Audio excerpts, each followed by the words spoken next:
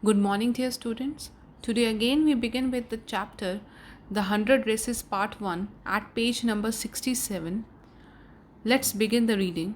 Today, even though they had been late to school, Maddie was glad she had not had to make fun of Vanda. She worked her arithmetic problems absent-mindedly. 8 times 8, let's see.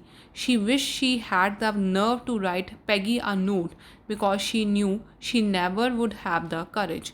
तो क्या है, आज Maddie और पैगी अपने school के time पे Wanda के लिए वेट कर रहे थे, बट वेंडा उन्हें मिली नहीं और समहाउ मैडी को लगा कि बहुत अच्छा हुआ जो वेंडा हमें रास्ते में नहीं मिली और हमें उसका मजाक उड़ाना नहीं पड़ा।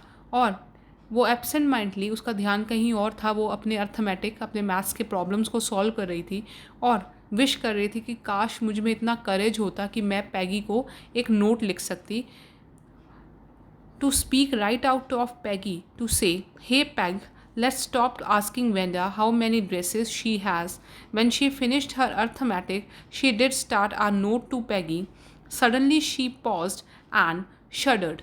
तो वो लिखना शुरू करती है। जैसे ही उसकी अर्थमेटिक प्रॉब्लम सॉल्व होती हैं, मैडी पैग को नोट लिखती है कि पैग, अब हमें वेंडा का मजाक नहीं उड़ाना चाहिए, बार बार नहीं पूछना चाहिए कि उसके क्लोजेट में, उसकी अलमीरा में कितनी ड्रेसेस हैं। और जैसे ही वो लिखना शुरू करती है तो एकदम एक सोच उसको हिलाकर रख देती है। She pictured her self in the school yard, a new target for Peggy and the girls.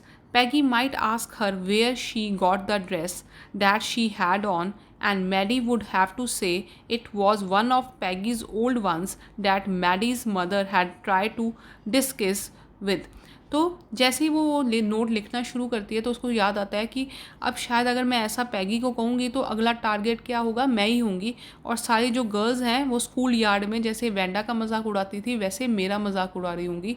और पैगी पूछेगी ये ड्रेस किसकी है, तो मैडी को बोलना पड़ेगा कि ये one of the पैग्स old dress है जो उसकी मदर ने ऑल्टरेशन कर बिल्कुल चेंज कर दी है कि किसी को पता ना चले कि वो भी क्या है, borrow clothes he wear, new trimmings, so no one in room 13 would recognise it. तो उसकी मदर ने कुछ बहुत सारी चेंजेस उस ड्रेस में की थी ताकि जो रूम नंबर 13 के स्टूडेंट्स हैं वो कभी भी उस ड्रेस को रिकोगनाइज, आइडेंटिफाई ना कर सकें।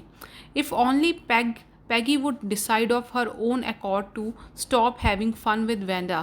Oh well, Maddie ran her hand through her short blonde hair as though to push the uncomfortable thoughts away. तो मैडी ने सोचा कि पैगी ही अकेले ये सोच सकती है कि उसको वेंडा का फ़न नहीं उड़ाना चाहिए और उसके जो थॉट्स उसके माइंड में चल रही थी वो बहुत ही ज़्यादा डिस्टर्बिंग थी। तो उसने अपने बालों में हाथ फेरा, शॉर्ट ब्लॉन्ड हेयर्स, मतलब उसके बाल छोटे थे और ब्राउन कलर के थे, ब्लॉन्ड थे, हाइलाइट्स थे, और वो अपनी जो थॉट्स उसको डिस्टर्ब कर रही थी उससे अपने आप को पीछे छुड़वाना चाहती थी। What difference did it make? Slowly Maddie tore into bits the note she had started. She was Peggy's best friend and Peggy was the best liked girl in the whole room. Peggy could not possibly do anything that was really wrong, she thought. तो उसने कहा, धीरे धीरे Maddie ने जो note लिखना शुरू किया था वो उसने उसको टेयर कर दिया, उसको फाड़ दिया और धीरे धीरे सोचने लग गई कि पैगी जो है वो बेस्ट गर्ल है, लाइट गर्ल, सबको वो लड़की बहुत पसंद है उनके रूम नंबर 13 में। और अगर कोई किसी पैगी के साथ कुछ गलत करता है, कुछ भी गलत करता है तो उसका नतीजा क्या होता है, अच्छा नहीं होता। As for Wanda, she was just some girl who lived up on Boggins Side and stood alone in the school yard. She scarcely ever said anything to anybody. The only time she talked was in the school yard about her 100 dresses. तो Wanda क्या है, एक normal girl है जो बॉगिन Heights, बहुत गरीब जगह में रहती है, वहाँ से आई है और वो अकेले स्कूल यार्ड में खड़ी होती है और उसी टाइम पे वो स्कूल यार्ड में बात करती है, वो भी किसके बारे में, अपनी 100 ड्रेसेस के बारे में। इसके अलावा कभी भी वेंडा को उन्होंने बोलते हुए नहीं देखा था। Maddie remembered her telling about one of her dresses, pale blue with colour trimmings, and she remembered another that was billion jungle green with a red सैश।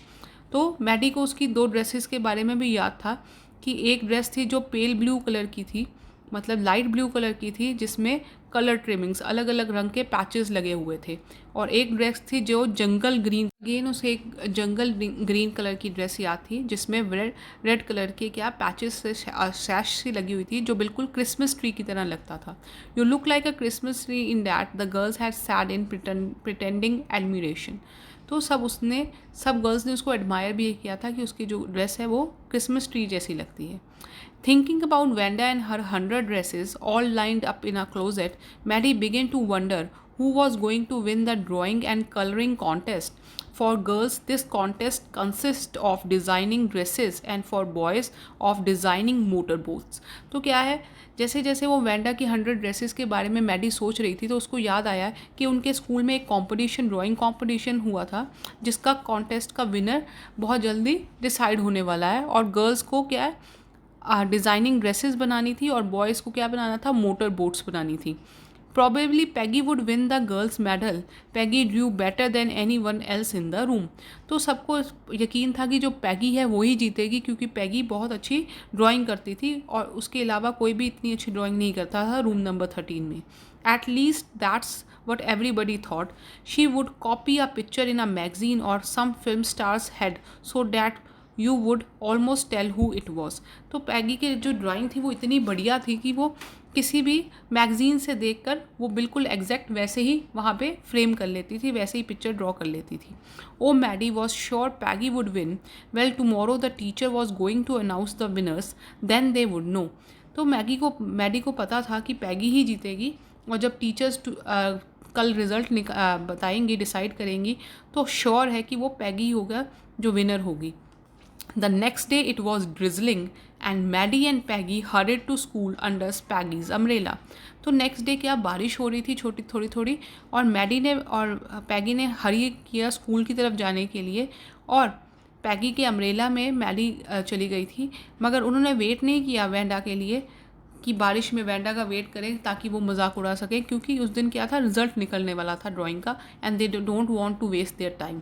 Naturally on a day like this they didn't wait for Wenda's petroxy on the corner of Oliver Street, the street that far away under the rail road tracks and up the hill led to Boggins height.